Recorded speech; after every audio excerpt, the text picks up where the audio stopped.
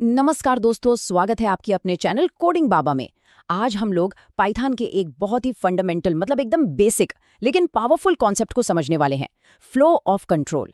ये आप कह सकते हैं एक तरह से ये समझना है कि आपका प्रोग्राम असल में सोचता कैसे है, कैसे वो एक लाइन से दूसरी लाइन पर जाता है, डिसीजन कैसे लेता है। चलिए सीधे इसमें डाइव करते।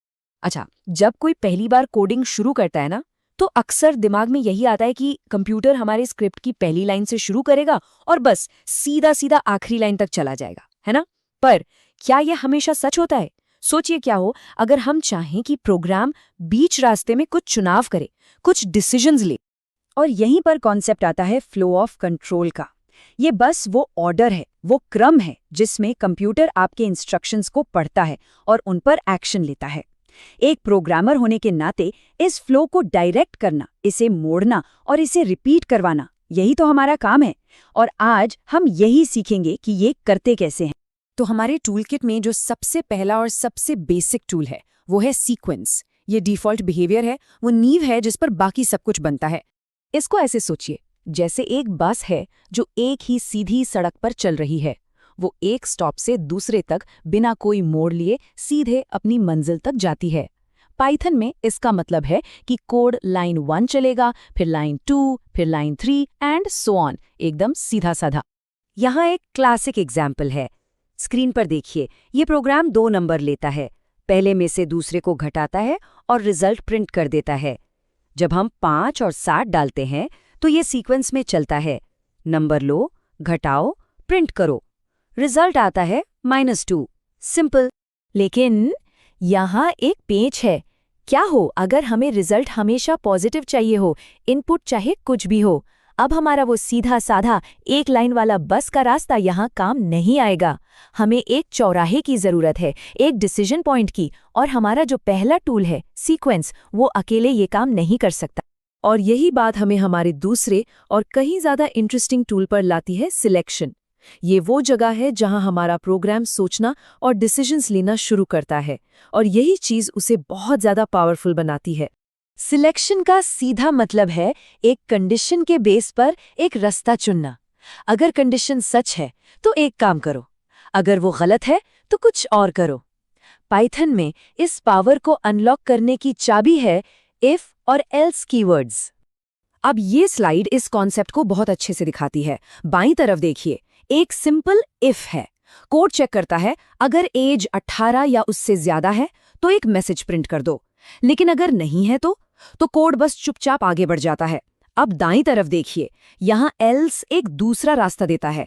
ये एक सेफ्टी नेट की तरह है जो ये पक्का करता है कि चाहे कोई भी सिचुएशन हो, प्रोग्राम को पता है कि क्या करना है। तो चलिए इस नए टूल को अपनी ओरिजिनल प्रॉब्लम पर अप्लाई करते हैं। स्क्रीन पर देखिए कि कोड अब कैसे काम कर रहा है। प्रोग्राम पहले एक सवाल पूछता है, क्या num1 num2 से बड़ा है? अगर जवाब हाँ है तो वो num1 माइनस num2 करता है, और अगर जवाब नहीं है तो एल्स वाला ब्लॉक एक्टिवेट हो जाता है और वो num2 माइनस num1 करता है। नतीजा, हमें हमेशा एक पॉजिटिव नंबर मिलता है। Problem solve. लेकिन क्या हो अगर 2 से ज्यादा रास्ते हों, जैसे एक ट्रैफिक लाइट पर होता है, रेड, येलो या ग्रीन? इसके लिए पाइथन हमें elif देता है, जो एल्स इफ का शॉर्ट फॉर्म है। ये हमें एक चेन में कई कंडीशंस को चेक करने की फैसिलिटी देता है। ये पहले इफ कंडीशन को चेक करता है, अगर वो फॉल्स है तो ये पहले elif पर जाता है, फिर अगले पर, और ऐसे ही चलता रहता है जब तक उसे कोई ट्रू कंडीशन नहीं मिल जाती या वो एकदम आखिर में एल्स तक नहीं पहुंच जाता। इससे पहले कि हम आगे बढ़ें, एक बहुत ही छोटी लेकिन इंपॉर्टेंट बात, इंडेंटेशन। पाइथन में हम कोड के ब्लॉक्स को डिफाइन करने के लिए कर्ली ब्रैकेट्स का यूज नहीं करते, हम स्पेसेस का यूज करते हैं। इफ, एल्फ या एल्स के बाद जो कोड इंडेंट किया गया है वो उसी ब्लॉक का हिस्सा है। जैसा कि पाइथन के क्रिएटर ने कहा था, ये सिर्फ अच्छी स्टाइल नहीं है, ये नियम।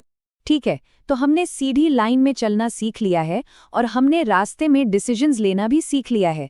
अब हमारे टूलकिट में आखिरी फंडामेंटल टूल का टाइम है, रेपिटेशन, या जिसे हम प्रोग्रामिंग में लूप्स कहते हैं। मान लीजिए कि हमें 1 से 5 तक के नंबर्स प्रिंट करने हैं।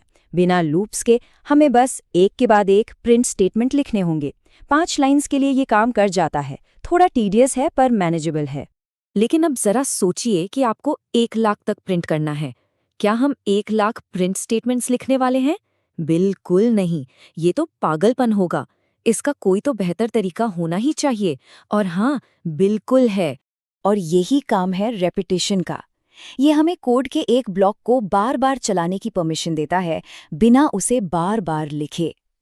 पाइथन में हमारे पास इस काम के लिए दो मेन टूल्स हैं, फॉर लूप और व्हाइल लूप। तो इन दोनों में फ़र्क क्या है? एक फॉर लूप तब बहुत बढ़िया काम करता है जब आपको पहले से पता हो कि आपको कितनी बार कोई काम दोहराना है।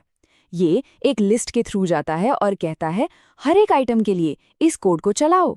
दूसरी तरफ एक व्हाइल लूप तब तक चलता रहता है जब तक एक खास कंडीशन ट्रू रहती है। ये कहता है जब तक ये कंडीशन पूरी हो रही है, इस कोड को चलाते रहो। फॉर लूप के साथ रेंज फंक्शन हमारा सबसे अच्छा दोस्त है। ये हमें आसानी से नंबर्स की सीरीज बनाने देता है। चलिए इस टेबल को जल्दी से देखते हैं। रेंज 5 हमें 0 से 4 तक के नंबर्स देता है। रेंज 2,6 हमें 2 से शुरू करके 5 तक के नंबर्स देता है। हम इसमें एक स्टेप भी दे सकते हैं, जैसे हर दूसरे नंबर के लिए 2 का स्टेप या पीछे की तरफ गिनने के लिए -1 का स्टेप। ये बहुत ही पावरफुल और यूजफुल है। चलिए अब अपनी प्रिंटिंग वाली प्रॉब्लम पर वापस आते हैं। 5 प्रिंट स्टेटमेंट्स लिखने के बजाय हम एक व्हाइल लूप यूज कर सकते हैं। हम एक पर एक काउंटर शुरू करते हैं। लूप तब तक चलता है जब तक काउंटर 5 से छोटा या उसके बराबर है। हर राउंड में ये काउंटर को प्रिंट करता है और फिर उसमें 1 जोड़ देता है। कितना एलिगेंट और एफिशिएंट है। तो ये है वो 3 fundamental building blocks, sequence, selection और रेपिटेशन।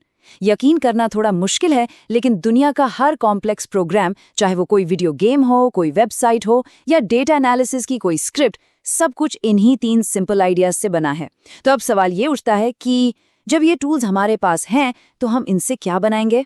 अगर आपको ये वीडियो इन्फॉर्मेटिव लगा तो लाइक करें और ऐसे ही वीडियोस के लिए हमारे चैनल कोडिंग बाबा को सब्सक्राइब करना ना भूलें। यहाँ तक बने रहने के लिए बहुत बहुत धन्यवाद।